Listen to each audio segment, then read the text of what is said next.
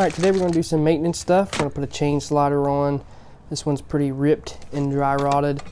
If you can't find one for an XR, just get one for a CRF.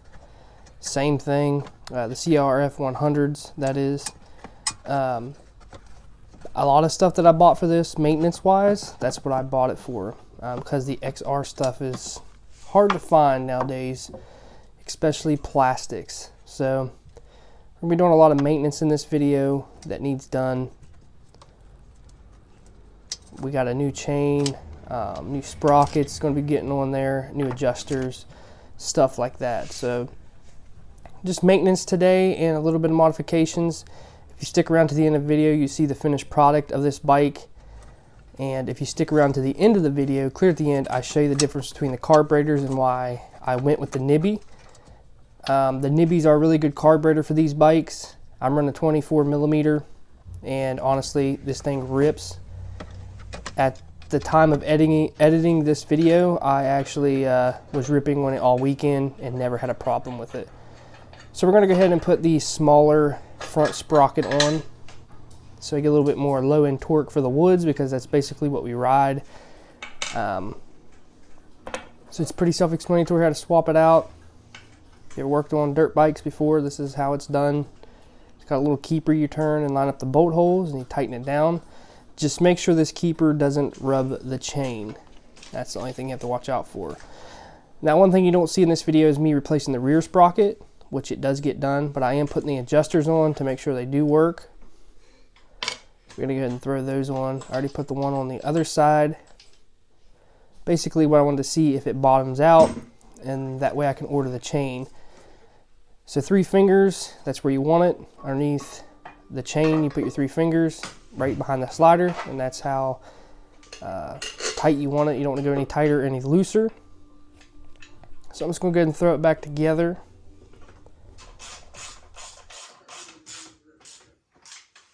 I'm gonna go ahead and change the oil in this bike because I don't know when the last time it was changed. Go ahead and add some. I just bought some Valvoline 4-stroke oil that this bike will take. It's approved for it. Make sure your bike takes the oil that you buy, because sometimes a lot of people put just random oil in it and it's not for it, and it can mess up some stuff. So make sure it's approved for this bike, which I already did that. But we're gonna go ahead and fill it up with some fresh oil, so that way I know it has oil, good oil in it, and it's full.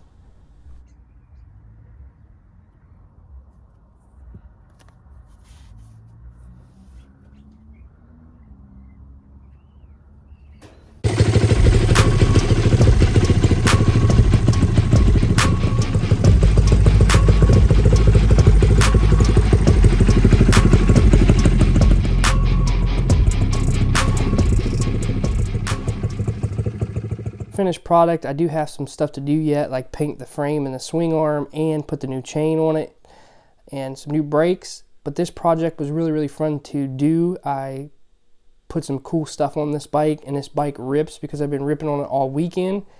And honestly, you can't beat these little XRs. Just do a little bit to them, and honestly, they rip, they ride good, and they're fun to beat around in the woods. Especially if you have a kid or an adult trying to learn how to ride a dirt bike. If you guys like the dirt bike content, let me know, because I do have reviews and builds that we can do on cheap dirt bikes, like this Kawasaki right here. I'm actually going to go ahead and do a review on this bike and put it on the channel and tell you why this bike sucks and what makes it suck. But if you guys like the dirt bike stuff, let me know. Alright, so I want to go ahead and talk about why I went with Nibbi Racing. A lot of people say they're hard to tune, they're hard to get right, but honestly, I think if you buy the right carburetor for your application and do a little study on what you need for your bike and what you've done. My dad taught me how to work on carburetors growing up on old cars, and the same thing applies to dirt bikes and lawnmowers and all that stuff. So if you open up your exhaust, you're gonna have to tune it, maybe even jet it sometimes. If you put a big bore kit in there, or you do both, you get exhaust and a big bore kit and stuff like that, you're going to have to get the proper air into it, and you're going to have to get the proper fuel mixture right. But we did, you know, some mods where we need a little bit different carburetor, because this one here will get it done, but not good enough. I'm going to show you why I didn't rejet the stock carburetor, or I didn't go with a different carburetor company. I really like Nibbi carburetors. In my opinion, like I said, I grew up tuning carburetors with my dad, and these things are super easy to tune, and they're pretty reliable. So the first thing I always do when I get a Nibbi carburetor is always take the bottom off, make sure the floats are set right. Sometimes they can get banged around in shipping. This video, as you've seen me working on the bike, I want to save this for last, because a lot of people don't like a lot of talking and stuff at the beginning of videos. We're going to pop these open and show you the difference and why I went with the Nibbi. First off, this is what your stock carburetor will look like. This will come on a Honda, any Chinese pit bike, any Chinese dirt bike. You'll see these style carburetors. They have the flange on them and stuff like that. And these carburetors are okay. On the XR, they are okay. They are a little lean from the factory anyway when it comes to the XR. But like I said, these will get the job done for a stock application. As you can see, it has the little choke right here. Nothing too fancy. This is choke. And that's open. This is halfway. And then you have your idle screw right here. And this points out on the dirt bike, so you can adjust the idle. And what I don't like about the stock carburetor is the fuel and air mixture screw is on the bottom. So when it's setting on the dirt bike's super hot. And when I first got this bike, it needed adjusted. And the problem I had was the dirt bike was hot because it was running, and my hands are so big that my knuckles was hitting the head, and it was burning my knuckles while I was trying to get under here and adjust this carburetor. And that's what I like about the Nibbi. This thing is going to set like this. This is your idle, and right here is your air and fuel mixture. Super easy. It's right there on the side of the bike. Take a screwdriver real quick, you're done. The inside, don't know if you can really capture that. It's just rough. Even the throttle tube plate, whatever you want to call it, in here, it's just, you know, your basic aluminum, just kind of rough, nothing really shined up, nothing really milled out. When it comes to the Nibbi, as you can see, we got a nice shiny throttle tube in there, really nice intake right here, open, nice and wide. I mean, look at that. That is super nice. For the price of these carburetors, these are super, super nice. Have your choke right here, you pull up on that. That lets the fuel come in there so you can start it. And other than that, it's basically the same. Like I said, you get the flange, or you can get the where you can put a coupling on it.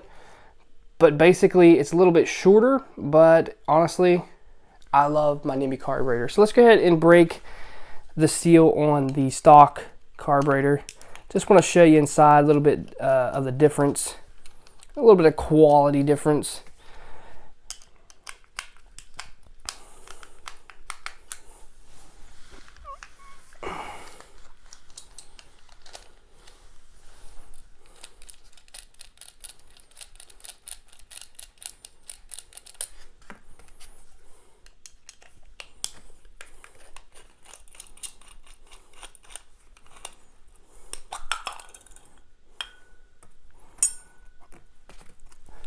So this is your bowl.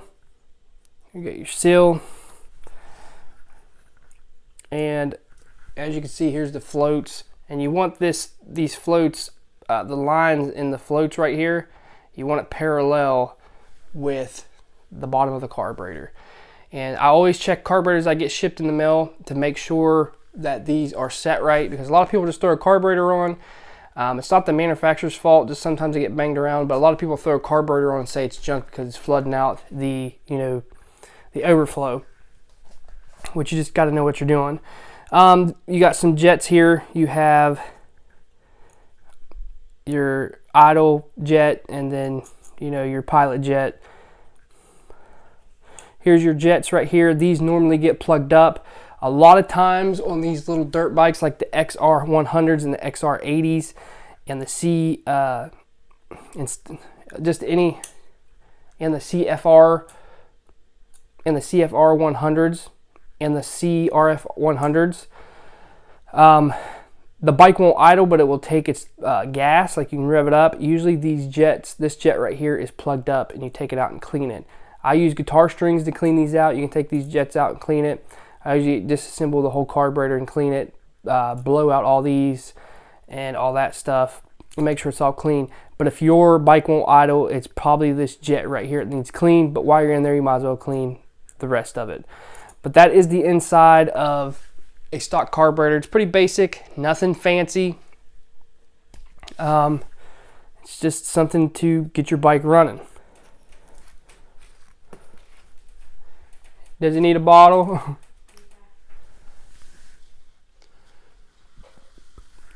So the Nibbi only has 2 screws in the bowl, and they are like a burnt chrome look, which I like that. It's a nice little touch.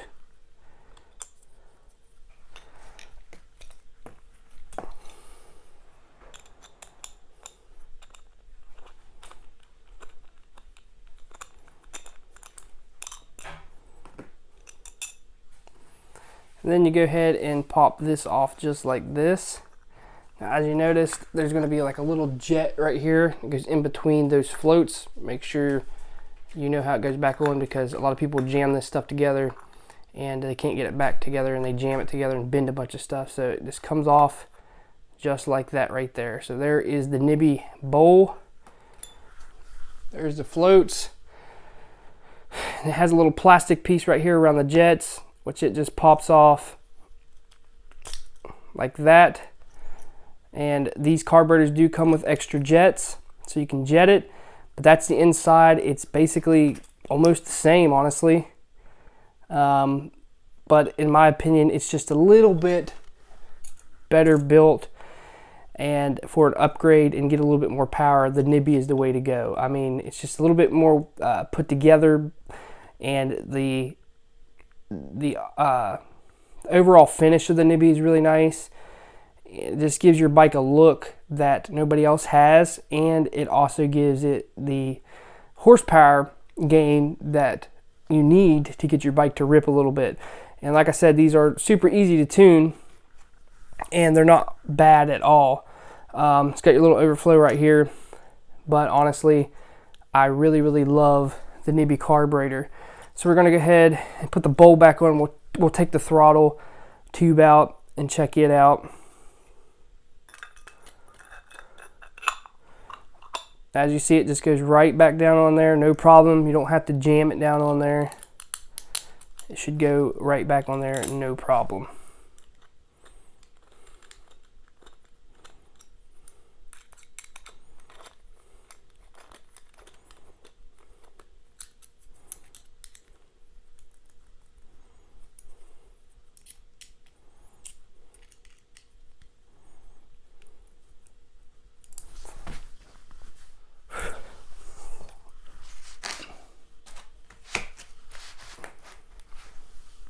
Alright, so we're going to go ahead and start with the stock one. You got your top, your spring comes out.